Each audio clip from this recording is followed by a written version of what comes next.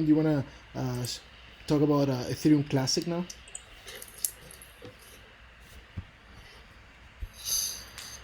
Yeah, so I don't generally use the time trend lines, but this is really interesting. So, and it coincides with the 50% FIP. We've already explored into this zone. So, and we retested this down here, right? So, I'm expecting Ethereum to go higher, uh, but my confirmation will be the close above the 50 and this sloping trend line. But then again, uh, the structure for me for the whole market is like I'm expecting a pullback. So we could probably see a fake out, probably even sweep these highs here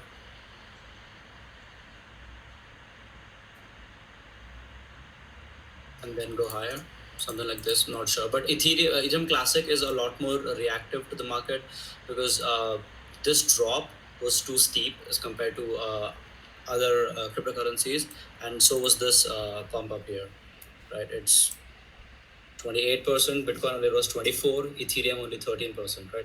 So I'm expecting it to react a little more wildly. If there's a pullback, then yes, I could probably see Ethereum Classic come down here, then go higher.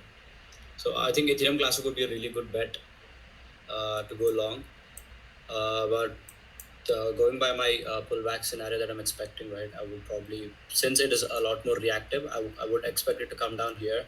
And another confluence is this supply zone here. So yeah, I would. This would be a little too steep. So probably somewhere here. Yeah, something like this. This is what I would be looking at.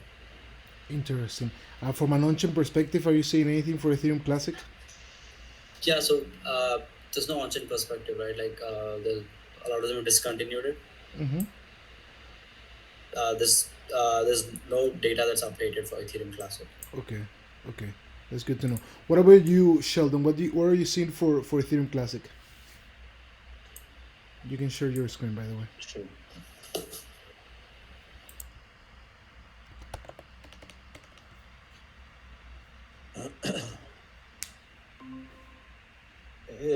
I see one of the things that's interesting about Ethereum Classic is it's a very similar situation as Dogecoin. If you take a look at the Dogecoin pattern, it's very similar.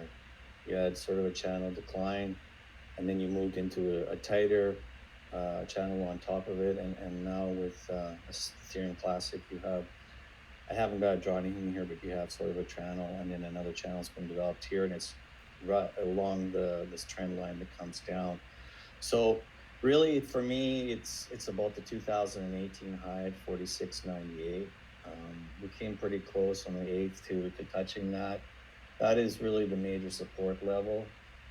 You know, the top side trend line coming from the May high comes in at about 41, which is actually over 10% from the 2018 high. So that's major support on the downside. It's trying to sort of wedge its way out of the channel, but it's there's nothing impulsive about it at all, which is not something you want to see. Which again reflects how it's tied to the general market, and there's been no volume. There's been really no exodus from it since the June 8th, which was just at average daily volume, which was a minor hammer, which did trigger on the 9th, but really haven't seen any follow through. Upside, obviously the 50-day moving average.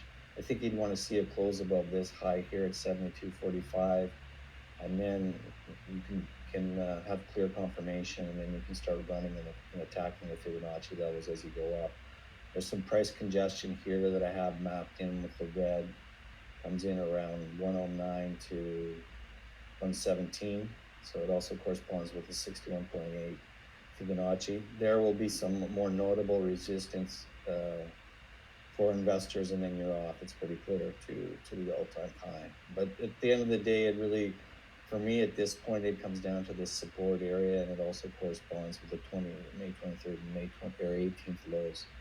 So got to watch the 2018 high on the downside, and then look for a close above this level here for looking at new positions. Okay. So on your interpretation, basically, the most significant support level, of course, is that the 78.6, right? Basically, FIP, which sits. I mean, and that support level that you just drew, right? Which is basically between $43 and $47, right? Mm. Okay. So basically, a daily candlestick close below 40, yeah, 47 to $43. We kind of like throw it back to $25, right? Which is Yeah, I would also say even I would say close below 46.98, daily close below 46.98. Right there, you're definitely shifting to going from any positive bias that you have to at least neutral, if not negative, and then see if there's follow through into here, which would correspond with these lows. And then after that, you're free to fall. There's a vacuum down to the 200-day moving average, which kind of corresponds very closely with this cup low that you had on April 23rd. so which is basically around $25 or so, right? Yeah, 24.74. And the Okay. 200-day comes in at 25.96. So let's split it down the middle at 25.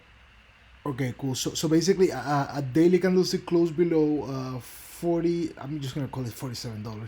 $47 will get you bearish for a potential downswing to $25, while a daily candlestick close above 64. Is that where the 72.45 about 72 and the June 45? 3rd, Yeah, June 3rd high. will bring it to 113, right?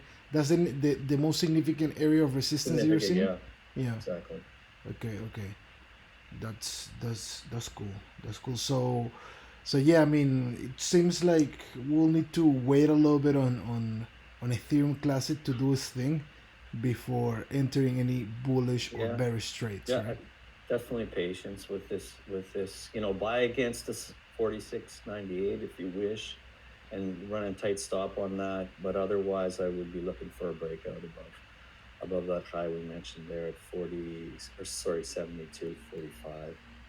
I see. There's like I said last session, let them prove themselves to you. You don't need to prove yourself to them. So no reason to be too eager. Yeah, definitely. So that's cool. That's cool. So yeah, I mean, it's a really well defined, support and resistance level. Now it's just a matter of patience before actually pulling the trigger, right? So yeah, that's great. So do you wanna move to the next one?